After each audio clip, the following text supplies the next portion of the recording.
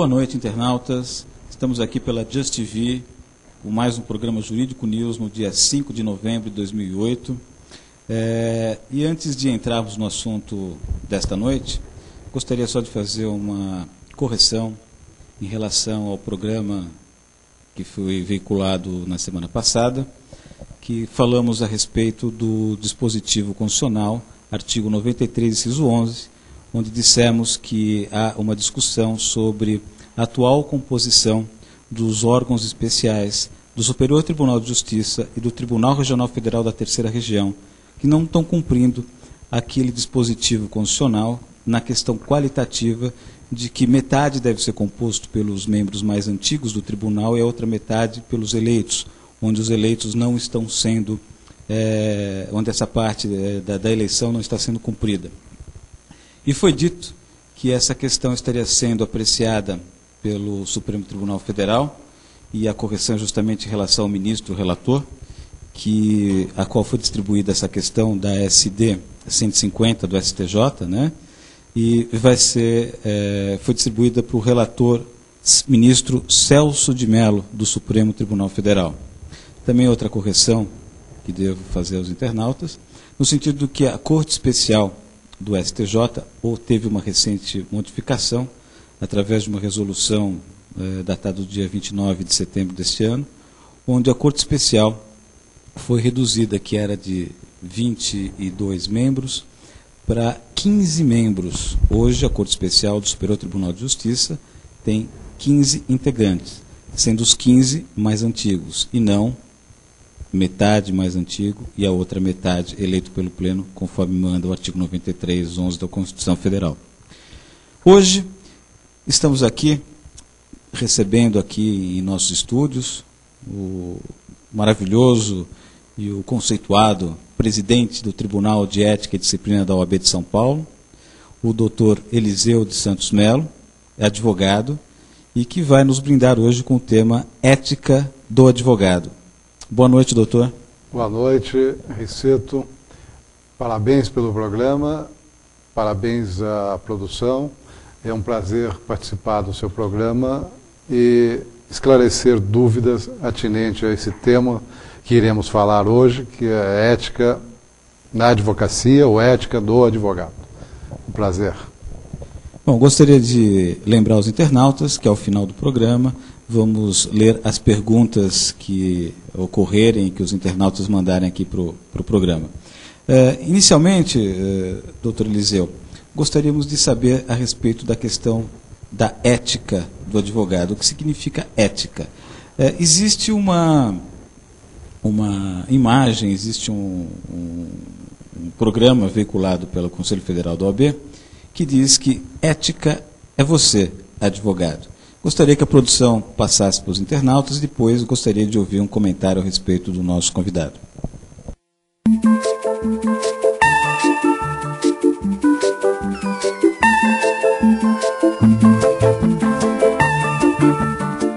É o primeiro juiz de Supremo. Seu bom desempenho profissional exige honestidade e total rigor com valores éticos. A dignidade da profissão está nas mãos de cada um. É uma resposta à confiança depositada pelos brasileiros nos profissionais do direito. E na OAB, uma instituição que assume a ética como bandeira.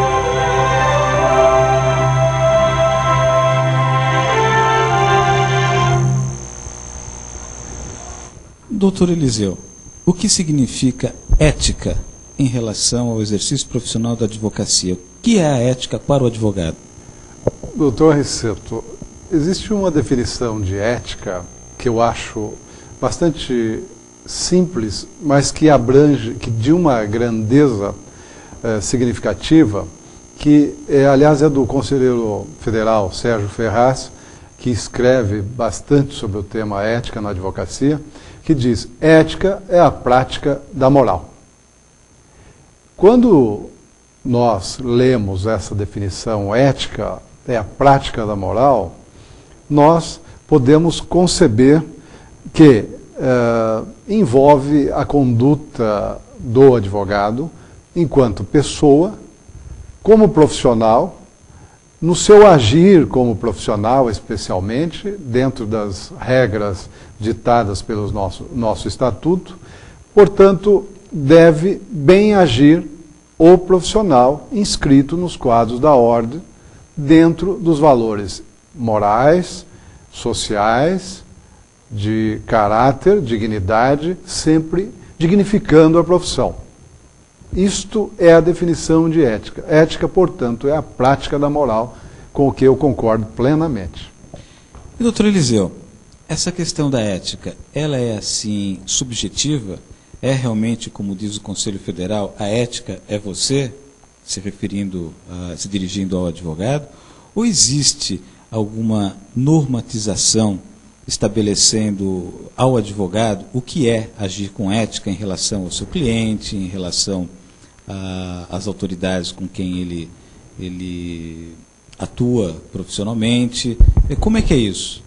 Bem, o profissional, a pessoa que está ainda cursando a faculdade, ele, enquanto pessoa física, responde pelos atos individualmente.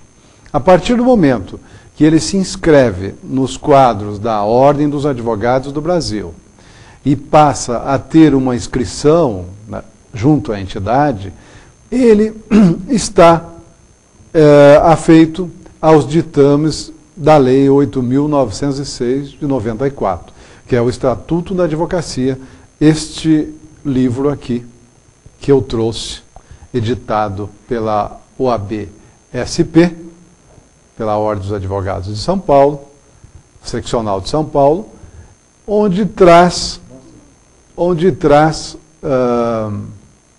todos os dispositivos estatutários, ditado pela OAB-SP. Ele traz os regramentos em relação ao agir do advogado enquanto profissional. Nesta lei, nós temos a questão da publicidade na advocacia, temos também um item que trata das relações com o cliente, temos um outro item que fala dos honorários advocatícios, como devem ser cobrados, enfim, na relação com o cliente, nas relações com as autoridades, juízes, advogados, promotores, de modo geral. Enfim, esta lei é bastante abrangente e ela disciplina o advogado, disciplina o exercício da advocacia, como este advogado deve atuar, como ele deve agir, quer seja na sua vida pessoal, social ou como profissional no dia a dia. Doutor Eliseu, tu disse que a partir do momento que alguém se inscreve na OAB, ela passa a ter que se submeter a esse regramento do Estatuto da Advocacia da OAB, a Lei 8.906 de 94, como disse o doutor. Eu gostaria que o doutor, se puder explicar para os internautas, como é que funciona essa questão da inscrição na OAB. Basta requerer? Tem que ter algum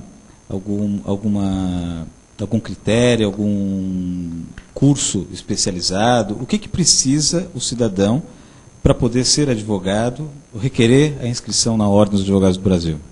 No tocante à sua pergunta, que eu acho de bastante oportuna, nós temos o artigo 8º da Lei 8.906, que elenca as exigências todas que são necessárias para aquele bacharel que pretende se inscrever nos quadros da ordem. A capacidade civil, ter aprovação em exame de ordem, que hoje está sendo bastante questionado por ser bastante rigoroso, e ter idoneidade moral, olha aí, um dos requisitos importantes, e prestar compromisso junto ao conselho da entidade. Portanto, a idoneidade moral é um dos requisitos. Nós temos recentemente, está para ser votado hoje na seccional, um processo bastante delicado de uma pessoa pública, que nós sabemos, que cometeu um crime bárbaro contra a sua esposa, o caso do jornalista Pimenta Neves. A ordem está votando justamente essa questão da inidoneidade ou idoneidade, se é idôneo ou não, tendo em vista a conduta praticada naquele delito. Embora ainda não se tenha trânsito em julgado, não é isso? Exato. Mas, melhor esclarecendo, quer dizer então que a questão para inscrição na OAB, além dessa característica, dessa exigência dessa conduta moral, que deve ter advogado, essa idoneidade moral, ele tem que ser bacharel em direito. E então é essa justamente a definição, que muita gente acaba se confundindo. Eu já ouvi popularmente muita gente dizer, olha, fulano se formou em advocacia. Na verdade não se forma em advocacia, se formam bacharéis em direito. Para ser advogado tem que ter inscrição na OAB, é isso, doutor? Exato. Ostentar a titulação de advogado. Outro dia eu estava até exemplificando, sem desmerecer qualquer profissão que não seja advocacia, porque todas as profissões têm o seu valor e a sua importância no contexto social. Outro dia eu estava num táxi e aí o motorista, o senhor é advogado? Sou. Eu também sou advogado. Eu falei, puxa vida, que maravilha, e o senhor está conduzindo táxi e não está advogando? Não, eu sou advogado, mas não advogo. Eu gosto mais de ser motorista de táxi. Eu falei, mas o senhor é inscrito nos quadros da Ordem dos Advogados? Ele me disse, não sou inscrito, eu sou formado em Direito, terminei o curso há 10 anos. Eu falei, bom, então o senhor ainda não é advogado, o senhor é bacharel em Direito, mas para ser advogado o senhor precisa requerer a sua inscrição nos termos do artigo 8º da Lei 8.906, e depois de passar no exame de ordem, provar, obedecer todos aqueles requisitos que eu acabei de exemplificar, aí sim o senhor então poderá se denominar advogado. Por enquanto o senhor é bacharel e não é meu colega ainda. Belo exemplo. Só para elucidar e me aprofundar um pouco mais no exemplo, doutor, esse cidadão que disse ser advogado quando não era, ele incidiu num crime, não foi? De falsa identidade, salvo engano. Sim. Ocorre que... Inconscientemente. Inconscientemente, embora fosse bacharel em Direito. Sim.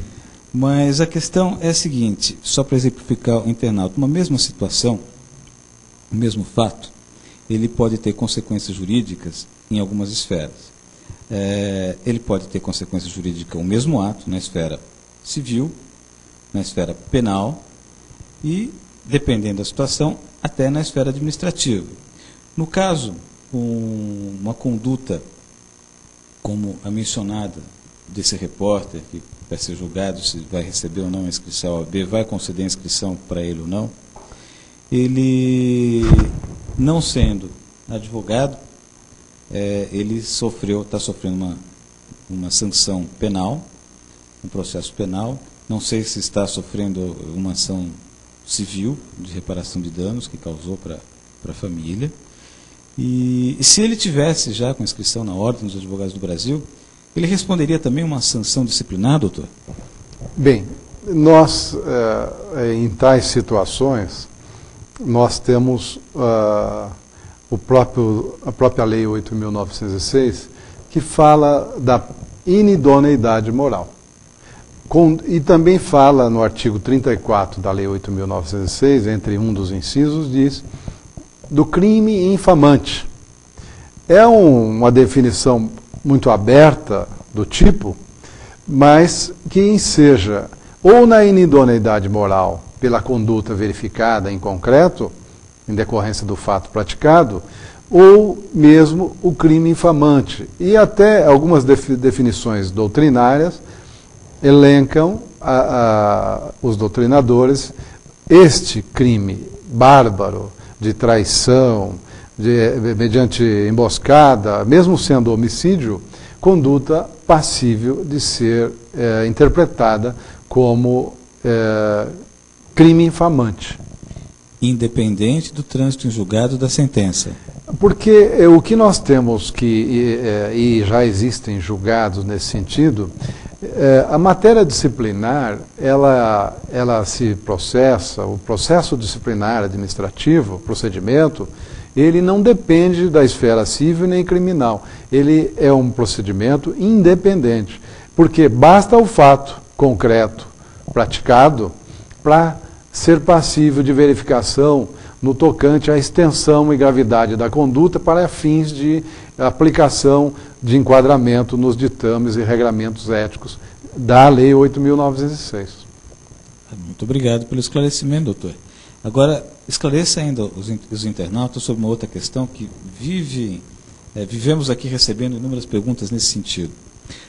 Já que falando em conduta moral, em conduta ética, acaba se levando aquela questão que sempre vem à tona sobre o fato de, às vezes, o advogado mentir a respeito da conduta do seu cliente para a justiça. Existe alguma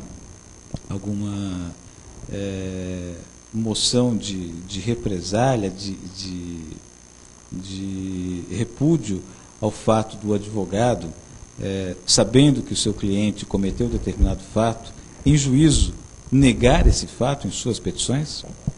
Eu penso e tenho me posicionado firmemente nesse sentido, porque já enfrentamos essa questão no Tribunal de Ética, que o advogado orientar o seu cliente seriamente, tecnicamente, dentro dos princípios legais, jurídicos, no interesse da causa, respeitando o processo e a autoridade do juiz e o ex-adverso, eu não vejo nenhum problema nisso. O grande senão reside no fato do advogado tratar o processo com descaso, com desrespeito, igualmente a autoridade do magistrado e o ex-adverso, e mesmo traçar uma defesa ou uma orientação para o cliente de modo muito temerário, em absoluto desrespeito ao objeto em debate e ausente nesta orientação o aspecto técnico da defesa. Eu não vejo nenhum problema nisso, e assim tenho interpretado, e nós temos interpretado assim. Porque o advogado é um técnico, é um operador do direito. O advogado é contratar para exercer a defesa, para melhor exercer a defesa, da melhor forma possível. E neste sentido, com esse objetivo, deve sim ele preparar o seu cliente. É claro, eu não estou sugerindo que o advogado vá defender o seu cliente que cometeu um crime e cometa um outro delito para orientar o seu cliente. Não é isto. Dentro daquele contexto, ele pode sim orientar o cliente. Eu não vejo nenhum problema. Doutor Eliseu, um exemplo um pouquinho mais clássico que eu vou citar, eu gostaria que o doutor dissesse para os internautas como é que o Tribunal de Ética vê essa questão. Imaginemos a situação de um advogado que recebe em seu escritório um cliente que confessa a ele o fato de ter praticado o crime que lhe está sendo imputado, mas que ele não quer confessar esse fato. E o advogado, inclusive, analisa os elementos probatórios que existem na ação penal contra este cliente e vê que realmente a prova de autoria e materialidade daquele crime que está sendo imputado para o cliente é muito tênue, é muito fraca. Existe alguma reprovação, segundo os olhos do Tribunal de Ética da OAB de São Paulo, em que o advogado apresente uma defesa negando a autoria do crime, mesmo este advogado tendo ouvido o cliente em seu escritório, afirmando e confessando que realmente praticou aquele crime? Bem, em primeiro lugar, nessa questão criminal, que é um tema que bastante me seduz, gosto muito da matéria criminal, o cliente,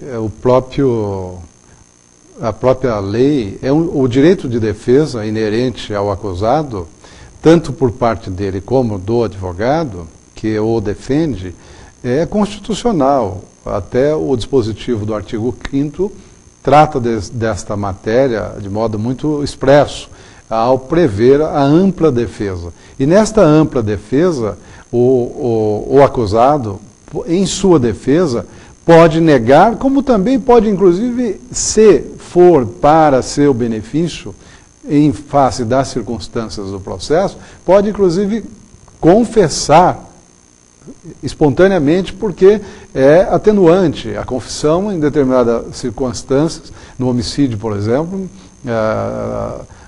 do caput, do 121, se a confissão implica, resulta em benefício. Mas, quanto ao advogado, que recebe uma confissão do seu cliente, mas que nos autos orienta ou que deduz uma defesa negando a autoria, se os elementos do processo autoriza que assim o advogado o defenda, eu não vejo nenhuma incompatibilidade com nenhum regramento ético que possa dispor de modo contrário. Não vejo nenhum problema para fins de procedimento ético. Uma pergunta ainda em cima desse tema, doutor. A relação do advogado, a responsabilidade do advogado é em relação, o compromisso do advogado, propriamente dito, é com o cliente ou com a justiça? Porque existe uma certa confusão que alguns internautas fazem em relação à função do Ministério Público, em relação à função do juiz e em relação à função do advogado. O doutor poderia explicar um pouquinho melhor essa diferenciação? Nós estamos no mesmo nível do juiz, do promotor, e por isso nós chamamos a tríplice do judiciário. O advogado, o juiz, o advogado e o promotor. A defesa, a acusação e o julgador. O advogado que no processo faz uma defesa técnica para o seu cliente, mesmo num caso cuja defesa é adversa, a situação é adversa, o advogado preserva os direitos do acusado, faz uma defesa estritamente técnica no sentido de zelar pela observância dos direitos do acusado, processualmente falando. Esta é a defesa. Então o advogado, posso dizer que tem o compromisso dele, advogado, é com o cliente. O compromisso do advogado é com a melhor defesa possível. Certo, a melhor defesa possível para o cliente. Sim. Em relação ao Ministério Público, o compromisso do Ministério Público é com o cliente ou é com a lei? O Ministério Público, em certas ações, até se denomina custos legis. Enquanto na condição de acusador, ele também fiscaliza, aplica a lei, enquanto representante, na condição de representante do Estado. Ele é pugna pela justiça, evidentemente, mas é muito diferente do advogado. O advogado tem a função de defesa e o MP zela pela aplicação da lei. E o Ministério Público, como fiscal da lei, em algumas situações, por exemplo, na ação penal, onde ele figura como a acusação, ele pode, no final do processo, depois de ouvidas todas as testemunhas, analisar todas as provas, ele pode, ao invés de pedir a acusação, pedir a absolvição do réu?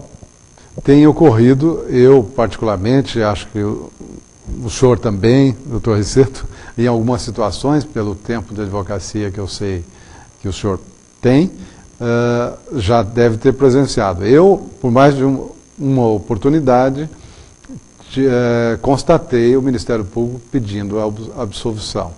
E até me surpreendeu, mas as evidências do processo, os elementos dos autos não autorizavam que o promotor seguisse com a acusação. Portanto, ele pediu a absolvição e foi acolhido e o processo foi, então, julgado improcedente.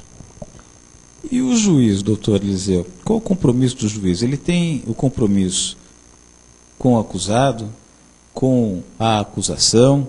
Qual é o compromisso do juiz no processo? Ele tem compromisso com o que, basicamente? O magistrado possui, na minha concepção de ver e sentir, nesse tripé a função mais delicada, que é aplicar a lei, interpretar a lei dentro do conjunto probatório que se lhe apresenta.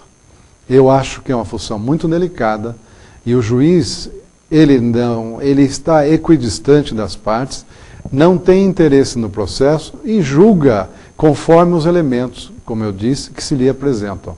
Dentro do enquadramento, o fato, a lei. O juiz tem o dever de conhecer a lei. Tanto é que existe uma máxima no nosso meio jurídico. Dá-me facto, dá-me tibius, ou seja, me dê os fatos que eu te dou o direito. E da decisão final de um juiz, obviamente, cabe recurso. A questão do ordenamento jurídico prevê a existência de recurso é porque presume a possibilidade do juiz errar na sentença, por isso duplo grau de jurisdição, doutor? O nosso sistema judiciário é perfeito. Nós temos o duplo grau, vigora entre nós o duplo grau de jurisdição. Nós temos um primeiro julgamento que é proferido por um juiz monocrático, ou seja, por um único juiz. Depois, a parte não satisfeita com este julgado pode recorrer ao tribunal, à segunda instância. Lá, então, nós teremos um colegiado, que é mais de um componente, mais de um julgador, e ali, este julgado, que antes fora proferido por um julgador, será verificado, examinado, reexaminada essa decisão pelo colegiado, por mais de um juiz. E ainda não satisfeito com essa decisão de segundo grau, nós temos ainda a terceira instância, recursal ainda, mais um grau de recurso, que ele pode se valer para confirmar ou modificar essa decisão. Doutor Eliseu, nosso radar jurídico captou imagens de uma atuação de um advogado cuja ética foi muito discutida na mídia. Produção, por gentileza, coloquem para os internautas essas imagens, por favor.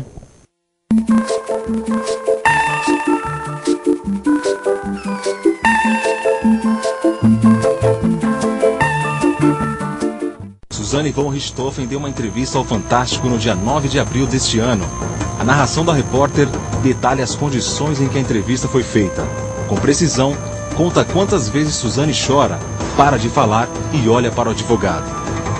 A câmera ligada capta a conversa dela com o tutor e o advogado, sem que os três saibam. Mostram-se trechos em que Suzane chora e pede para parar a gravação, comprovando as instruções dadas.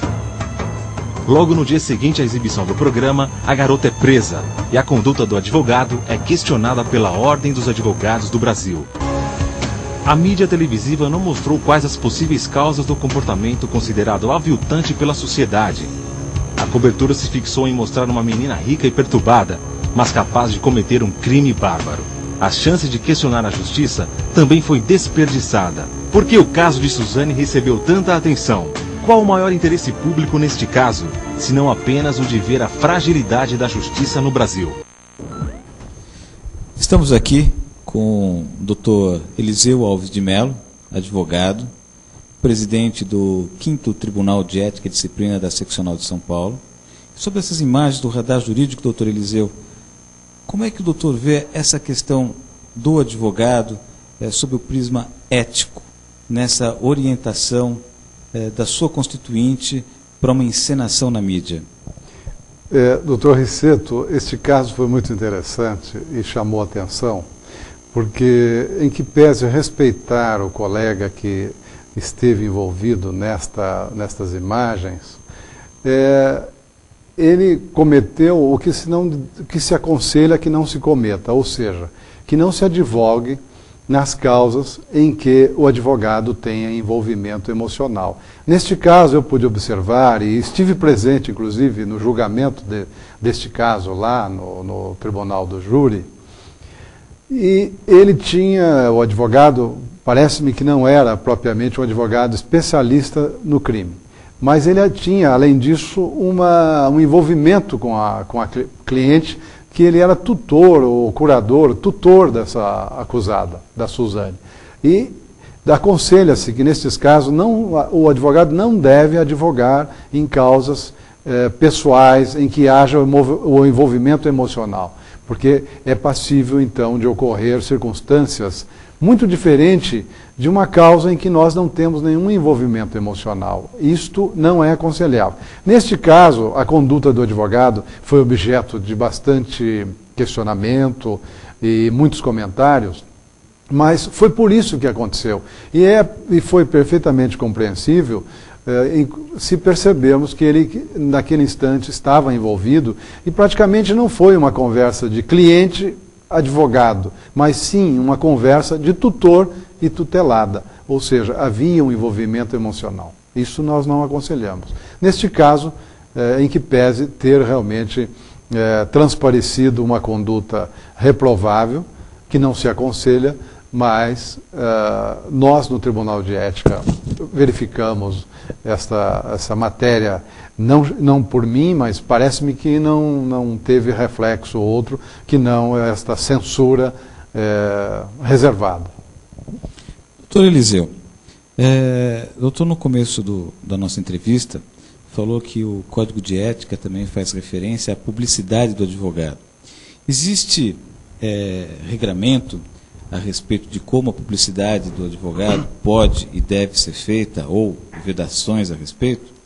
A esse respeito, antes de responder minha pergunta, eu gostaria que a produção colocasse no ar as imagens que o radar jurídico captou sobre uma propaganda de um advogado na televisão. Por gentileza, produção.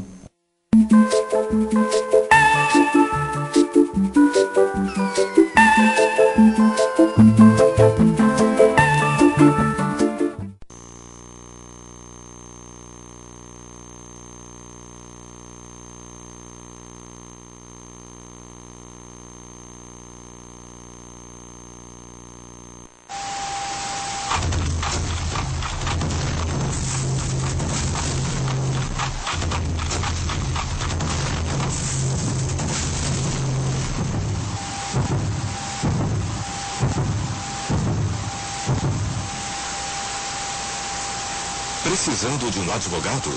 Guaraci Martins Bastos Assessoria Jurídica, seu braço direito. Nossos serviços são inteiramente grátis. Ligue agora, 0800 282 1930.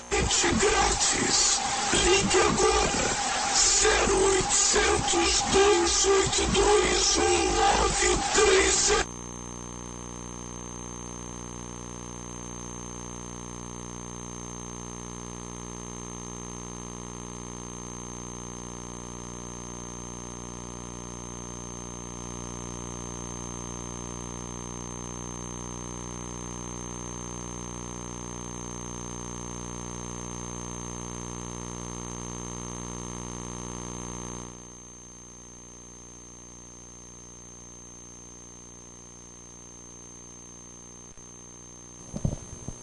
Doutor Eliseu Alves de Mello, como é que o 5º Tribunal de Ética e Disciplina da OAB de São Paulo analisaria a questão dessa propaganda veiculada na televisão por esse advogado, que, além de tudo, parece que também afrontou alguns dispositivos do Código de Defesa do Consumidor? Em relação à ética e disciplina, como é que seria vista essa propaganda? É uma extravagância esta propaganda, sem falar no aspecto enganoso e que qualquer um pode perceber e fere realmente frontalmente os dispositivos do Código de Defesa do Consumidor. Mas no tocante ao aspecto ético, o advogado, na questão de publicidade, pode fazer o seu anúncio, até em jornal, dizendo do seu nome, da sua qualificação, do endereço do seu escritório, a sua especialidade. Apenas e tão somente.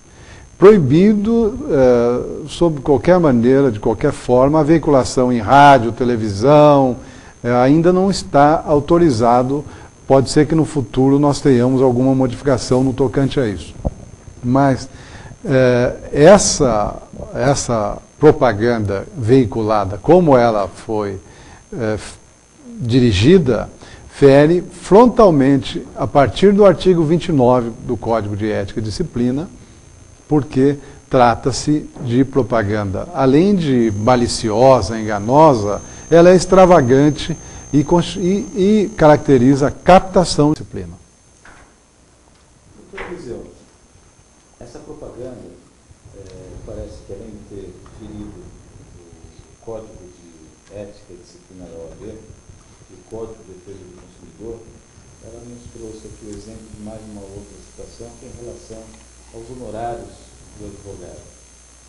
Existe uma tabela de honorários do advogado e essa tabela permite, ou mesmo o Código de Ética permite que o advogado possa anunciar que vai fazer consulta gratuita ou gratuidade dos seus trabalhos, do seu trabalho profissional? O advogado pode prestar um serviço pro bono, sem cobrar, sem nenhum problema no tocante a isso. Até porque nós podemos estarmos trabalhando com um cliente que não reúne condições de pagar os honorários do advogado, e nada impede que o advogado exerça a advocacia pro bono.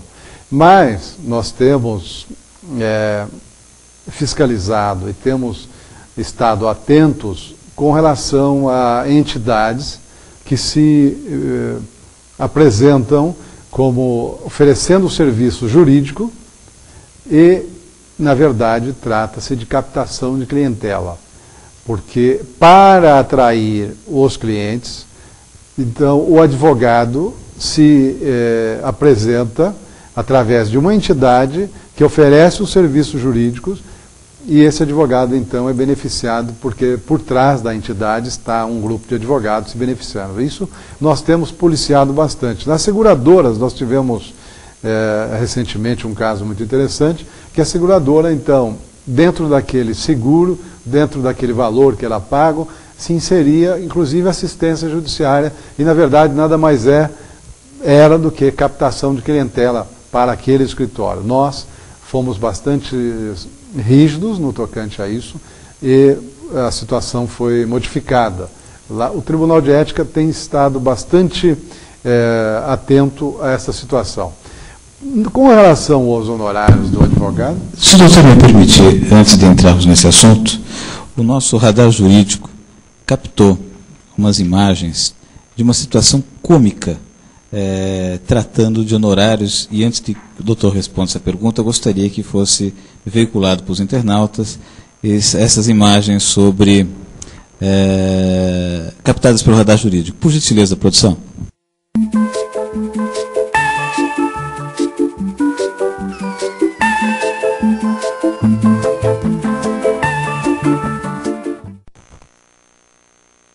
Vamos para o próximo caso desta noite.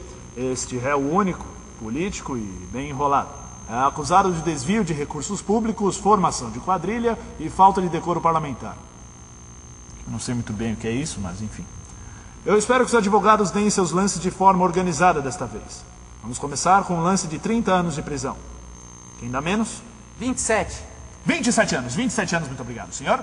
22 anos. 22 anos, obrigado, senhor. Eu ouvi 20. 20 anos. 20 em regime semiaberto. 20 anos em regime semiaberto. Temos 20 anos em regime semiaberto. Quem dá menos por esse político já foi deputado federal e senador 2 vezes. 15 anos em regime semiaberto. 15 anos em regime semiaberto. Atenção, ele já foi militar. 10 anos em prisão domiciliar. 2 anos. 2 anos. Atenção, senhores. Eu vi 2 anos ali do senhor. Dou-lhe uma. Atenção para o detalhe no paletó. Dou-lhe 2. Eu livro a cara dele. Eu livro a cara dele e ainda compro uma pizza. Vendido para o senhor ali. A sessão está encerrada.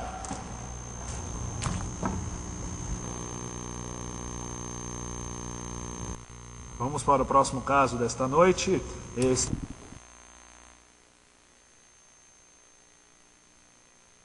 De uma sátira efetuada sobre honorários de advogado e angariação de clientela, existe várias formas de se fazer uma angariação de clientes.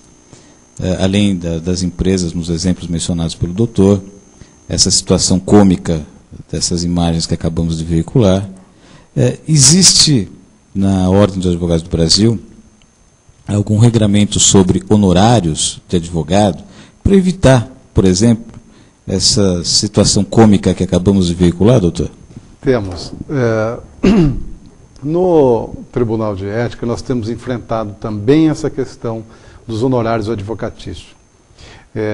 Recentemente, nós tivemos a oportunidade de apreciar um caso em que o objeto da causa angariado, o valor recebido, R$20 mil numa ação trabalhista.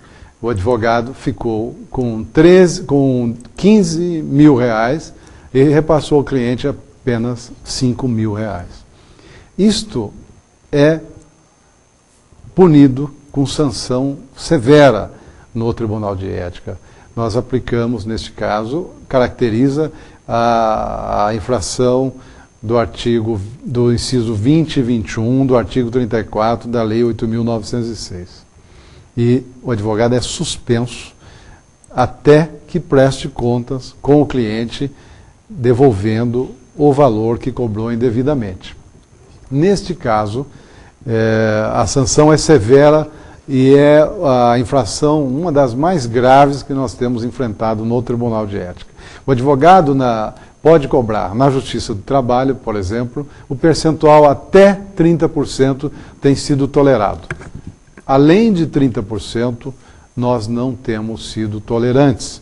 E eu acho que deve haver comedimento na cobrança de honorários, e o advogado, a primeira coisa que deve fazer é fazer contrato escrito com o seu cliente. Estabelecer muito claro de que forma serão cobrados os honorários, e aí sim, para não ter problema no futuro com o cliente. E também tem outro aspecto, doutor Riceto.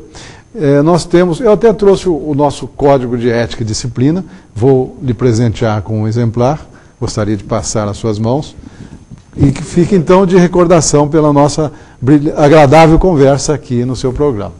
Muito agradecido. Doutor Eliseu, eu gostaria, antes de fazer a próxima pergunta, avisar aqui que a produção está me lembrando que temos muitas perguntas dos internautas e o nosso programa está quase chegando ao final. Pois não. Mas antes de passar as perguntas dos internautas, eu gostaria que o doutor esclarecesse se essa tabela de honorários do advogado, para que o internauta bem compreenda, ela é uma tabela que limita o valor no seu teto ou no mínimo dos honorários que o advogado pode cobrar do seu cliente? É curiosa essa observação sua, porque também um advogado não deve cobrar honorários de modo que avilte a profissão. Ou seja, tem que haver um mínimo e um máximo, porque o advogado também, como está neste vídeo que nós assistimos, fazer um lanço da verba honorária, reduzindo-a a um valor insignificante, também é proibido, é vedado pelo nosso estatuto. Porque lá se utiliza a expressão aviltamento da verba honorária, ou seja, tornar a profissão, o trabalho, como se fosse um objeto a ser vendido. Não é isso que a ordem quer. A ordem quer que a questão dos honorários seja tratada com respeito, com moderação, mas de forma alguma a ordem tolera o aviltamento. Nós temos várias perguntas chegando aqui, doutor. Pois não. Mas ainda sobre essas imagens, só para responder rapidamente, ainda pode o advogado garantir, como nessas imagens cômicas que foi distribuídas, não, garantir o resultado e ainda prometendo... A profissão de advogado é uma profissão de meio. O advogado jamais deve comprometer-se com o resultado da demanda, porque ele irá empreender todos os esforços e seus conhecimentos no resultado da causa, mas sem garantir este resultado, porque não depende do advogado. Quem julga não é o advogado apenas oferece os elementos de provas técnicos com a defesa ou com a inicial para propiciar que o julgador dê o seu veredito. Mas garantir para o cliente o resultado, como nós vimos nesse vídeo, é cometer um equívoco muito grande, uma impropriedade que a ordem não autoriza. Doutor Eliseu, vamos agora, se me permite, passar as perguntas dos internautas. Vamos ver se a gente consegue responder o maior número de perguntas possível. Por gentileza, produção. Aqui tem uma pergunta da Alessandra, do Rio de Janeiro. Um elogio. É muito legal o programa, é o convidado muito inteligente, demonstra que realmente domina o que fala. Estou aqui bem atenta. Muito obrigado. Tem mais um e-mail enviado do Vitor. Parabéns ao programa, muito legal. Qual a melhor faculdade que o senhor indicaria para mim? A pergunta é para mim, eu agradeço a pergunta, mas hoje nós temos mais de 700 faculdades de Direito no Brasil. O internauta, se estiver no Rio de Janeiro, temos boas faculdades no Rio também. Mas no Rio de Janeiro eu não teria como... Aqui em São Paulo nós temos boas faculdades também, mas eu não gostaria de indicar uma faculdade propriamente. Não sei se o doutor Riceto estaria disposto a isto, mas temos boas faculdades. Eu acho que cabe a este pretendente, ou não sei se pretende estudar direito, procurar se informar na região em que está, com os colegas que já fazem direito, com os advogados que atuam, com as autoridades do judiciário. E eu acho que será um meio mais adequado de obter essa resposta. Aqui tem uma pergunta enviada pela Samantha. Na advocacia, o que é considerado falta de ética? Bom, como eu disse, nós elencamos a questão da publicidade extravagante, como se fosse... apresentada de uma maneira como se estivesse vendendo um serviço, é falta ética. O advogado que cobra honorários extravagantes, como eu exemplifiquei, comete falta ética, fica com 80% do resultado da causa e repassa 20% para o cliente, é uma falta ética gravíssima. O advogado que age, ainda que não seja no exercício profissional, mas que emite cheque sem provisão de fundos, que se envolve com o crime organizado, se associando ao crime organizado, pratica falta ética. Portanto, nós temos um universo de infrações elencadas pelo artigo 34 da Lei 8.906, que eu poderia citar muitas outras situações. Mas essas são uma das que me ocorrem agora. Aqui um e-mail enviado do Rio de Janeiro por Marcos. Doutor, o que o senhor acha do candidato eleito no Rio de Janeiro, Eduardo Paes, que se considera advogado, mas não passou no exame da OAB? A pergunta do internauta do Rio de Janeiro. Bem, sobre o aspecto da qualificação do político, porque, na verdade, nós estamos diante de uma situação, como nós já comentamos aqui. Nós temos um bacharel, o prefeito Eduardo Paes, é um bacharel em Direito, mas não é advogado inscrito nos quadros da entidade. Portanto, nem denominar-se advogado ele não pode. Se assim o diz e estiver comprovada essa situação, aí nós temos uma tipificação, um tipo penal, que o doutor Riceto, que é criminalista também como nós, sabe muito bem que seria uma falsa identidade, afirmar ser alguma coisa ou que possui uma titulação que não tem. Mas eu não sei se assim está caracterizado materialmente esta declaração documentada, salvo engano, teria essa pessoa cometido, sim, um ilícito de natureza penal. Se me permite, doutor, eu gostaria de sugerir ao internauta que, se tem essa materialidade dessa declaração gravada, que vá até a OAB local, a seccional do Rio de Janeiro, solicite uma certidão para saber se ele está inscrito ou não ali no Rio de Janeiro, e, se não tiver, encaminhe tanto a certidão quanto a gravação ao Ministério Público, que vai saber muito bem o que fazer com essa situação. Aqui é uma mensagem de São Paulo, do Anselmo. Qual a punição devida a um advogado que não tem ética? A pergunta, embora seja genérica, mas nós temos neste artigo 34 da nossa Lei 8.906, são 29 incisos que